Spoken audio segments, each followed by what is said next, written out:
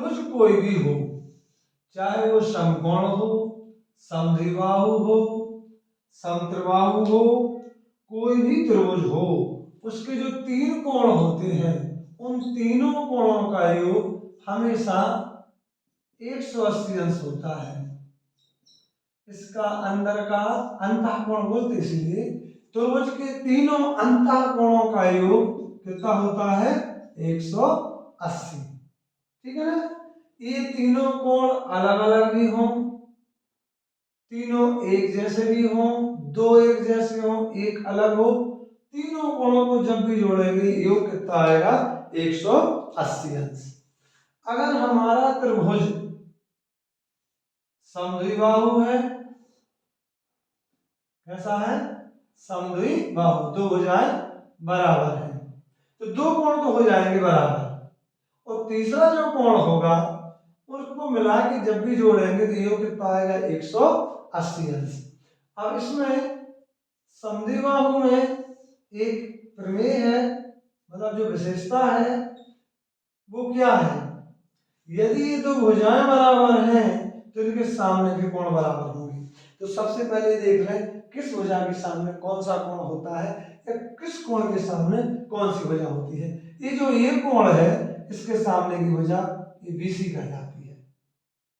ये जो कोण बी है इस बी कोण के सामने की भुजा एसी कहलाती है, जिसकी लंबाई हमने स्मॉल बी से दर्शाई है। मान लो ये लंबाई है 8, ये भी 8 होगी, तो कोण सी के सामने की भुजा, कोण सी के सामने की भुजा क्या कहलाएगी सी। यहाँ सी बड़ा है, यहाँ सी छोटा बनेगा, यहाँ ये बड़ा है, यहाँ ये छोटा बनेगा। 8 8 कैसे है बराबर, मतलब बी सी के बराबर है। बी माने ए सी, ए सी का के बराबर होगा ए बी के। क्यों बराबर होगा, क्योंकि कोण बी कोण सी के बराबर है। यदि किसी त्रिभुज के दो कोण बराबर हैं तो उसके सामने की दोनों भुजाएं बराबर होंगी। उल्टा बोल लें, यदि किसी त्रिभुज की दो भुजाएं समान हैं तो उनके आमने सामने के कोण भी कैसे होंगे बराबर। यदि कोण बी कोण सी के बराबर है, मान लो ये कोण 70 अंश का है और ये भी 70 अंश का है, तो ये दोनों भुजाएं बराबर होगी, जितनी भी हो, 7 हो तो 7 होगी, 6.5 तो 6.5 होगी, 9 है तो 9 होगी। ठीक है ना। तो कोण ए है तो इसे स्मॉल ए से दर्शाते हैं, यहाँ कोण बी है इसे स्मॉल बी से दर्शाते हैं, और ये कोण सी है स्मॉल सी से दर्शाते हैं। ठीक है ना। और यदि समबाहु त्रिभुज है जिसकी तीनों भुजाएं कैसी हैं समान, जैसे ये समबाहु त्रिभुज है, ये समबाहु त्रिभुज है, ये समबाहु त्रिभुज है, इसकी विशेषता क्या होगी, मान लो इसकी जो भुजा 4 है, जे 4 है, जे 4 है, इसकी जो भुजा 5 है, जे 5 है, जे 5 है, इसकी भुजा ये 6 है, ये 6 है, ये 6 है। इसके तीनों कोण 60 60 अंश की होंगी। ये कोण भी कितने अंश का होगा 60 अंश का, ये कोण भी कितने का होगा 60 अंश का, ये कोण भी कितने का होगा 60 अंश का, ये भी 60 अंश का होगा, ये भी 60 अंश का होगा, ये भी 60 अंश का होगा। उसकी तीनों भुजाएं कैसी हैं बराबर।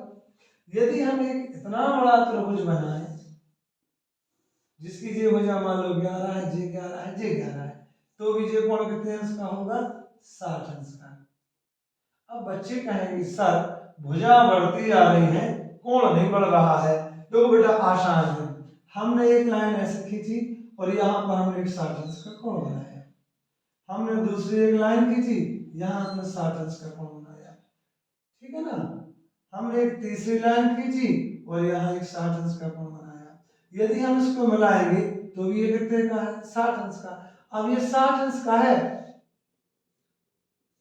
ऐसा रहेगा और ले लो ये 60 अंश का है। यदि हम इतना भी मिटा दें तो भी ये 60 अंश का है। तो अब समझ गए होंगे आप कि चारों भुजाएं 4 4 की है तो भी ये 60 60 के हैं, तीनों भुजाएं 5 5 की है तो भी ये कोण 60 60 अंश के हैं, तीनों भुजाएं 6 की हैं तो भी ये 60 अंश की हैं। जैसे हमने पढ़ा होगा व्रतमान है 360 अंश का, 360 अंश का, 360 अंश का, और ये भी कितने का होगा 360 अंश का ही होगा। तो एक प्रकार कौन सा बन जाएगा इसमें कि यदि किसी त्रिभुज की तीनों भुजाएं बराबर हों तो तीनों कोण बराबर होंगे। अगर हमारी भुजा ए बी काय के बराबर हो, ए बी भुजा काय के बराबर हो बी सी के, और बी सी भुजा काय के बराबर हो ए सी के, तो ए बी भुजा बी सी के बराबर है, बी सी भुजा ए सी के बराबर है, तीनों भुजाएं बराबर हैं तो इसके तीनों कोण बराबर होंगे। और यदि तीनों कोण बराबर हैं तो तीनों भुजाएं भी बराबर होंगी।